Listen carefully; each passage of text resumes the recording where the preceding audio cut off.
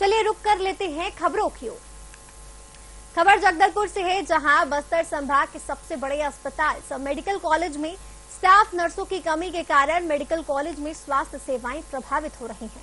बताया जा रहा है कि डिमरापाल में मेडिकल कॉलेज अस्पताल को शिफ्ट किया गया था। वहीं वर्तमान समय में मेडिकल कॉलेज में 650 बेड के अस्पताल का संचालन किया जा रहा है और कार्यरत स्टाफ नर्सों की संख्या 100 है। वहीं स्टाफ नर्सों ने प्रशासन को 20 जून तक का अल्टीमेटम दिया है, जिसके बाद 21 जून से स्टाफ नर्सों ने अनिश्चितकालीन हड़ताल करने की घोषणा की है। मेरे पापा शुगर के पेशेंट है, उनको स्किन प्रॉब्लम है, इसीलिए लाया हूँ। यहाँ मेरा सर एक ही नर्स रहती, स्टाफ की कमी है। बार बार कुछ मतलब एक ही रहने के कारण देख नहीं पाती है। एक पेशेंट को देखते रहती है तो दूसरा बुलाते हैं, जिसके कारण परेशानी होता है। उनको भी टाइम नहीं मिलता है। एक को देखे कि दूसरे को फिर से परेशानी आ जाती है तो वो बुलाते हैं, तो उधर जाते हैं तो दिक्कत हो जाता है इस कारण सर। जी नहीं आते हैं सर कोई मैनेजमेंट अधिकारी, जो भी है अपने से करती है, अकेले ही रहती है। जी डॉक्टर्स आते हैं सुबह, उसी के जो एक टाइम ही आते हैं सर, 2 टाइम भी नहीं आते हैं।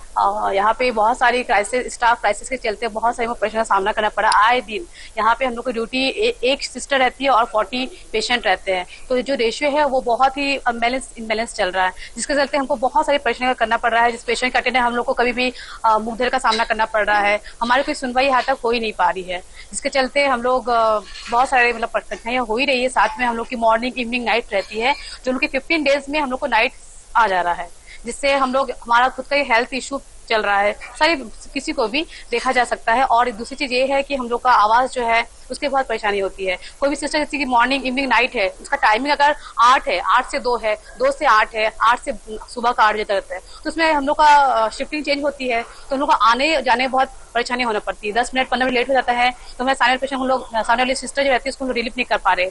ये जो स्टाफ क्राइसिस है, इसके लिए हम लोग साल 1.5 साल हो गया हम आवाज उठाते हैं। सब प्रशासन के पास गए, अधिकारियों से, नेताओं से, बहुत लोगों से मिले, लेटर बना के दिए, लेकिन आज तक हमारे लिए सुनवाई नहीं हुआ। फाइनली पिछले साल भी हम लोग 1 दिन का हड़ताल किए थे, सब निकले थे बहुत जोर से। हमको मतलब बोला गया, आश्वासन दिया गया कि 10 से 15 दिन में स्टाफ अरेंज हो जाएंगे, और अभी तक नहीं हुआ। अभी हम जब फिर से करना चाह रहे थे 3 दिन का, 3-3 घंटे के लिए हम अपने कार्य का बहिष्कार करेंगे करके, तो अधिकारी डर गए, बोले कि आप लोग के साथ मीटिंग है, मीटिंग करके हाँ कलेक्टर के निर्देशानुसार बोले कि कलेक्टर सर आएंगे, हमसे बात करेंगे और हमको आश्वासन देंगे। लेकिन कलेक्टर सर से हमारी कोई बात नहीं हुई। हमारे अधिकारी लोग बोले कि 14 तारीख को रायपुर में मीटिंग है, उसके बाद 1 हफ्ते के अंदर स्टाफ पोस्टिंग हो जाएगा। तो उस एवज में हम लोग ने सर को बोले ठीक है कि हम 14 तारीख 15 तारीख आपके मीटिंग का वेट करेंगे। 1 हफ्ते के अंदर अगर स्टाफ नहीं हुआ तो 21 तारीख से हम लोग अनिश्चितकालीन। और पिछले 1-2 सालों से हम लोग स्टाफ की कमी से लड़ रहे हैं।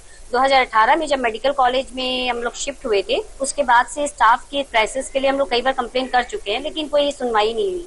पिछले साल हम लोग 1 दिन का हम लोग धरना प्रदर्शन किए थे, जिसमें हम काम बंद किए थे 2 घंटे का। तब हमको आश्वासन मिला था कि आपको 1 हफ्ते में स्टाफ की कमी पूर्ति हो जाएगी, लेकिन उसके बावजूद भी 1 साल हो चुके हैं, अभी तक कोई कार्रवाई नहीं हुई है और लगातार बोला जा रहा है, तब भी हमारे लिए कोई सुनवाई नहीं हो रही है।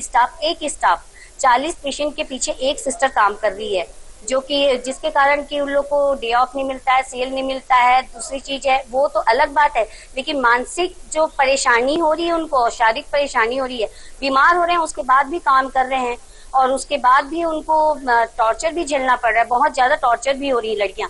और दूसरी चीज ये होती है कि एक पेशेंट अगर एक स्टाफ को देख रही है, इस बीच में अगर एक पेशेंट को अगर देख रही है, इस बीच में अगर दूसरा पेशेंट अगर सीरियस होता है, तो अगर वो स्टाफ एक पेशेंट को छोड़ के दूसरे पेशेंट के पास जाती है, तो ये होता है कि वो स्टाफ को कंप्लेन ये किया जाता है कि वो आके हमारे पेशेंट को नहीं देखी, और अटेंडर फिर उसको लड़ाई करते हैं उसके साथ में। तो यहाँ पर गलती किसकी होगी, स्टाफ की होगी कि किसकी होगी, बताइए आप लोग। अगर वहीं पर 4 से 5 स्टाफ रहती हैं 40 भी पेशेंट को देखते हुए, तो ये सारी प्रॉब्लम नहीं आएगी। वहाँ के जो कर्मचारियों के माध्यम के द्वारा डीन और सुपरिटेंडेंट जो है, उनके माध्यम के द्वारा ये जानकारी मेरे तक पहुंची है। इस संबंध में उनके द्वारा बताया भी गया है कि जो कमी है उसको दूर करने का तरीका क्या होगा। इसके ऊपर पहल करते हुए स्वास्थ्य विभाग को भी मैंने ऑलरेडी चिट्ठी लिख दिया है। वहाँ से जैसे ही स्वीकृति मिलेगी या फिर पदों की भर्ती की सूचना मिलेगी, हम तत्काल उसको करवाने की कोशिश करेंगे। इसके अलावा जो नियमित रूप से जो हमारे पास जो पिछले 1-2 साल में डीएमएफ में रखे हुए थे, कर्मचारी जो रखे हुए थे उनको कंटिन्यू करने का, इसके लिए प्रशासकीय परिषद बैठक में अनुमति लेने के उपरांत मैं इसके संबंध में आगे की कार्रवाई करूंगा।